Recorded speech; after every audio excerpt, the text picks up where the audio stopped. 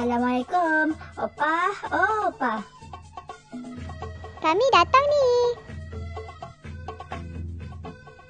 Waalaikumsalam. Oh, kamu berdua rupanya. Marilah. Kami datang nak minta Opa bercerita mengenai Nabi. Betul tu Opa. Kami teringin nak tahu macam mana Nabi diangkat menjadi Rasul pertama kali. Boleh tak Opa? Boleh. Mari sini duduk. Pada satu ketika dahulu, kehidupan kaum musyrikin sangat naif.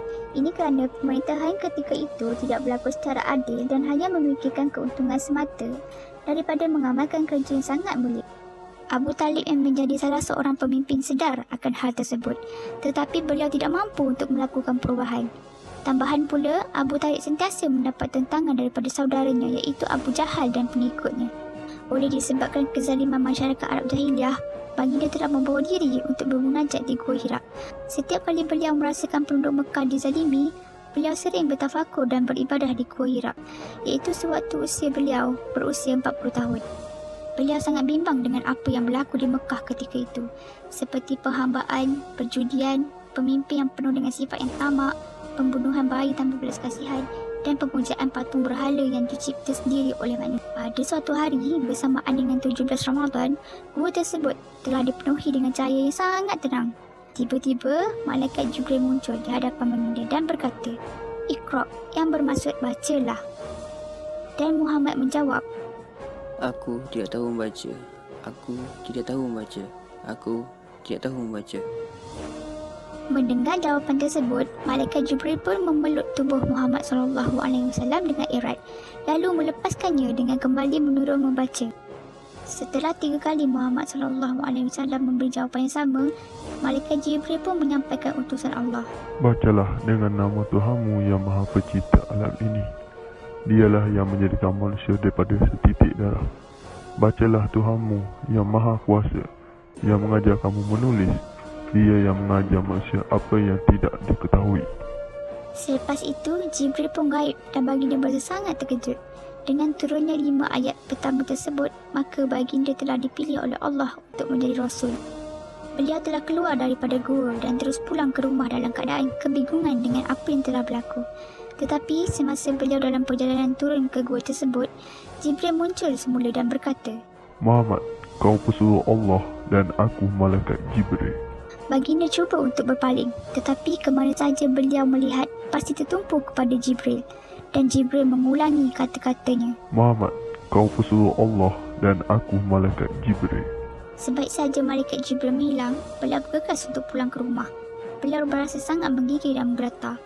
Kemudian, ketika berada di rumah, beliau meminta isterinya Khadijah untuk menyelimutinya. Setelah keadaan reda, Muhammad SAW telah menceritakan apa yang telah berlaku ke atas dirinya di Gua Hira kepada Khadijah. Bagi menghilangkan kegusaran baginda, Khadijah dan baginda telah berjumpa sepupu Khadijah yang merupakan seorang ulama, iaitu Warakah bin Naufal, yang banyak mengetahui kitab-kitab suci Kristian dan Yahudi. Mendengar daripada cerita yang dialami oleh Nabi Muhammad SAW, lalu Warakah pun berkata, Aku bersumpah atas nama Tuhan yang dalam tangannya terletak hidup Warakah. Tuhan telah memilihmu menjadi Nabi kaum ini. An-Namus Al-Akwar adalah malaikat Jibril yang telah mendatangimu.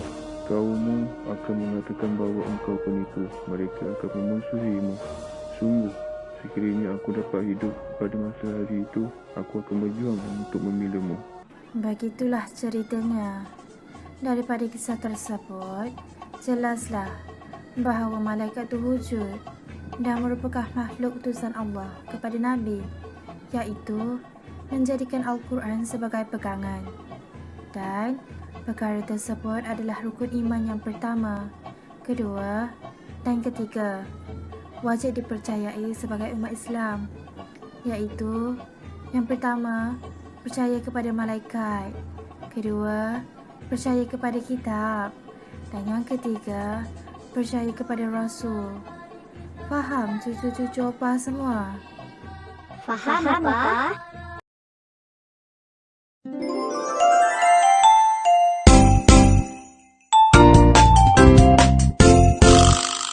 Ketika Nabi